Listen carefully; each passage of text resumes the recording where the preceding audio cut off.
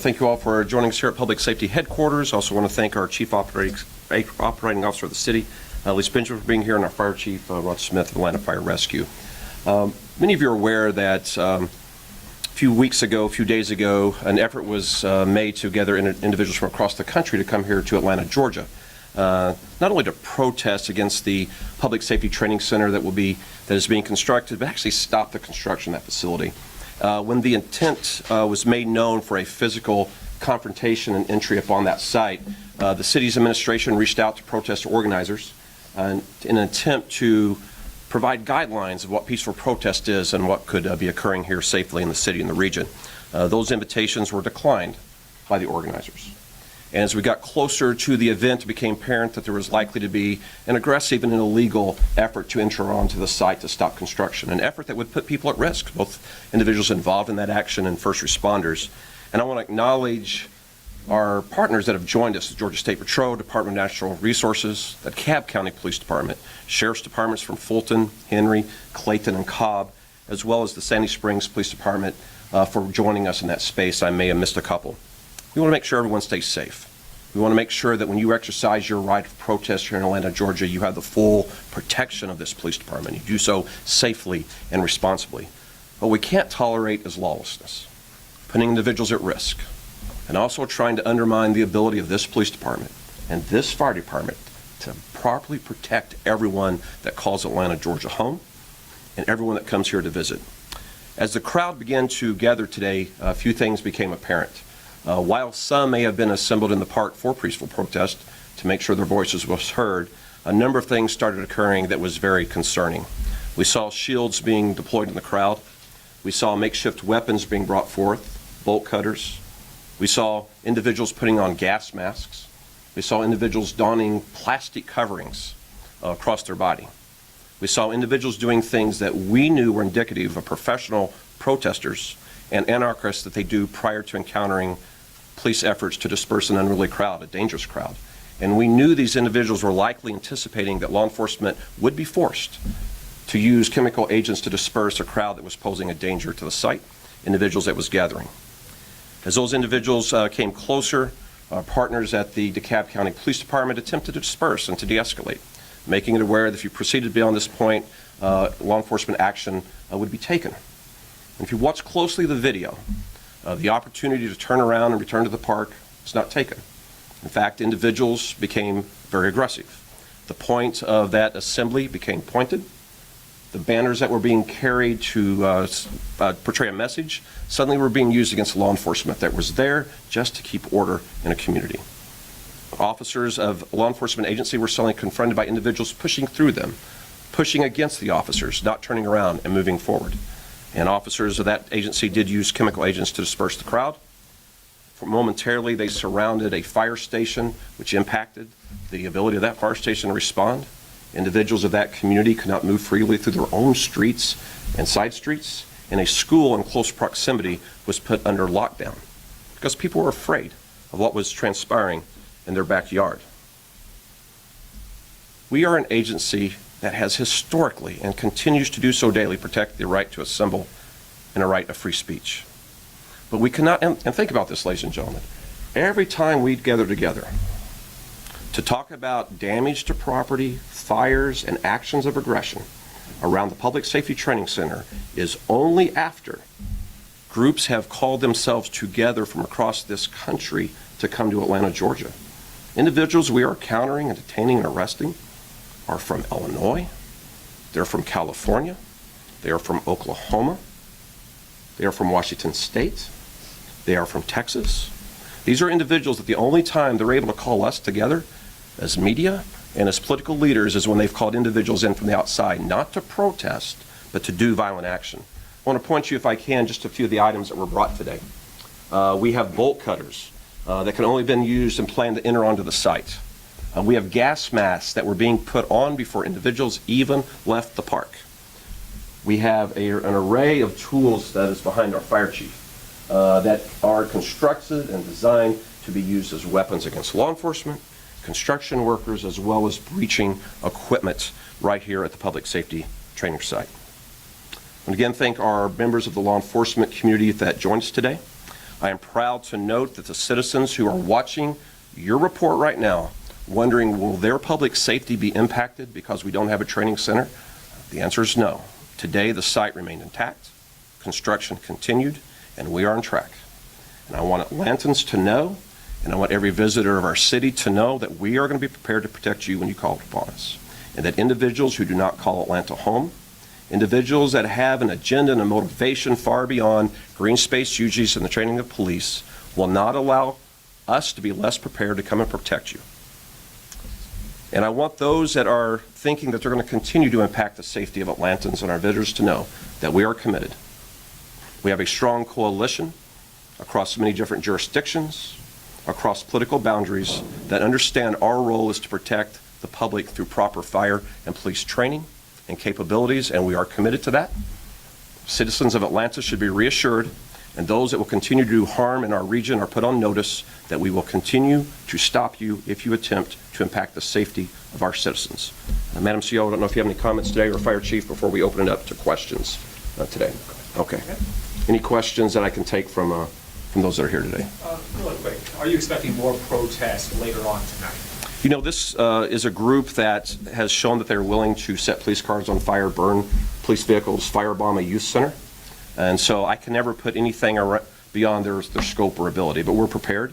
We're maintaining resources here in the city. We're maintaining resources across the region that will be prepared to respond if individuals still commit themselves to a path of violence. Now, reporters on the scene have mentioned that the protesters seem very adamant that they're going to continue protesting throughout this entire process, not just today, but for weeks and months, even when the thing is built.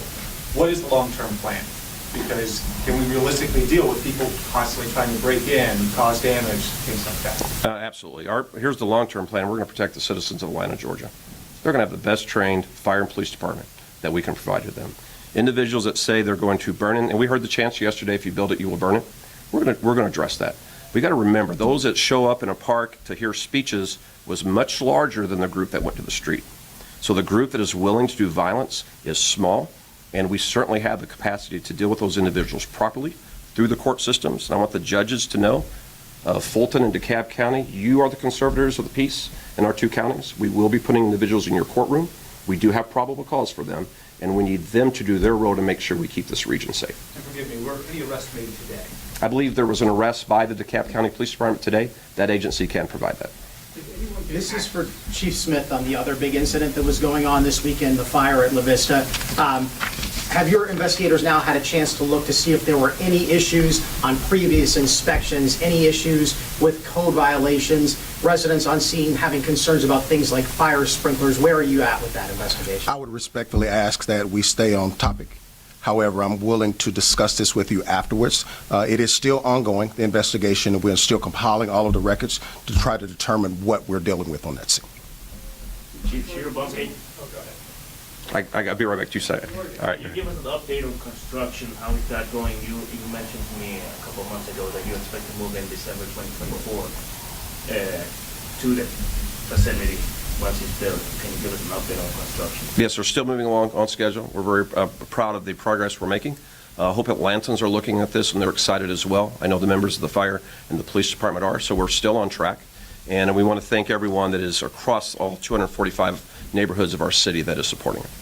Was anyone able to gain access to the site? We saw some reports that maybe 8 people actually were able to get on the site, potentially chain themselves to construction equipment today. Yeah, absolutely false. And so I encourage you, as reporters, that is incorrect information. And so as people are willing to do this against their first responders and an infrastructure so important to the city, they're willing to spread misinformation. The site was never breached today. There is no equipment on the site with 8 individuals chained to it. And so I hope that we take note of that and we report that properly. Did they ever attack with any of those, for lack of better term, spades? We were fortunate, sir, today that they were not able to reach the site. They were not able to use these for their intended purpose. But they weren't able to get, they didn't confront any of the officers at all? No, sir, that the assemblage was stopped before it reached that point. Chief, there are pictures of protesters using a spade just like that to plant trees. How do you know their intent was to do violence? Certainly. Well, I will ask your viewers and readers to look at that. I think we've all planted a tree or a shrub or two. That is not what you use to plant a tree or shrub. You can go buy that right now at Home Depot, at Ace Hardware right now. These are hewn from sticks. They have edges that have been sharpened in a manner. They have a number of things that are easily convertible. I would expect, if I were running an Antifa operation, that I too would put out a video of me planting a tree with that spade, There's a that video device. Right here of them Right. using exactly what looks like that to plant a tree. Right, That sir. I personally shot today as they were leaving the facility. They wanted to plant a tree on the side of the train. So that's how they would respond. Right. A tree, sir. Look how many are here. Ladies and gentlemen, this is not a group that has the best interest of Atlanta at heart. This is a group today that left Gresham Park prepared to breach the site, prepared to do harm, prepared to do destruction. This is not what you plant a tree with, sir. Every one of your viewers know that. Go to Ace Hardware. If you find one like that is constructed like that, please let me know. This had multiple uses, and it is imperative for them to portray the vistas of peacefulness until they can get to the site. But they played their hand very early today because they were putting on gas masks, sir, carrying these. So if you plant a tree with a gas mask, come back and tell me about it, okay? And Have I'll you say seen these that. before? Have other law enforcement seen these used before? I've never seen something like this before. I certainly wouldn't bring it to plant a tree, but have you seen it in confrontations with police before? What we see is devices that are supposed to be peaceful, that are quickly used for violence and destruction.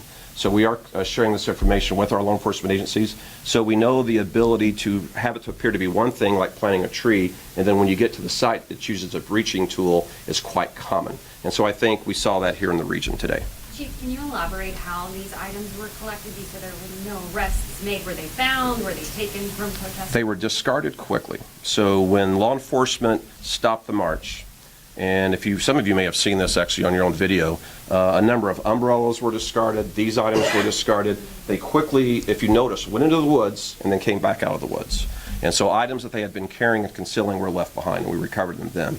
And then things as, we were talking about a shovel-appearing device, things as simple as an umbrella are an earmark of violent protest in many places in the country. Those umbrellas are used to deflect chemical agents, and they are used to prod through police shields that may be carried. So we see a number of devices that would appear innocent on the forefront that are actually used in a very aggressive and violent manner. Chief, today during the protest, there was a lot of police vehicles for the state patrol, the Capitol Police. They were at the scene. Can the residents that live there expect this to be a constant thing that they have to deal with? Because there was a lot of truck drivers there in that area of Constitution Road waiting to get to work, waiting to get out, and they couldn't because it was blocked up by police. You know what, I've heard from those residents too that want Antifa to leave. We want Antifa to leave. And as soon as we craft the responses that are underway and they come to their full fulfillment, Antifa will leave. And when Antifa leaves, you'll see a drop of the need to have the police in that area. But I can tell you what, those citizens will call 911 at some point in their lives, and they need a properly staffed and trained fire and police coming to them. Chief, are you worried that you gave them the video they were looking for today? I don't think we're giving them the video, sir. Their effort is to make sure the governmental structure of this region is impacted in a way that is negative.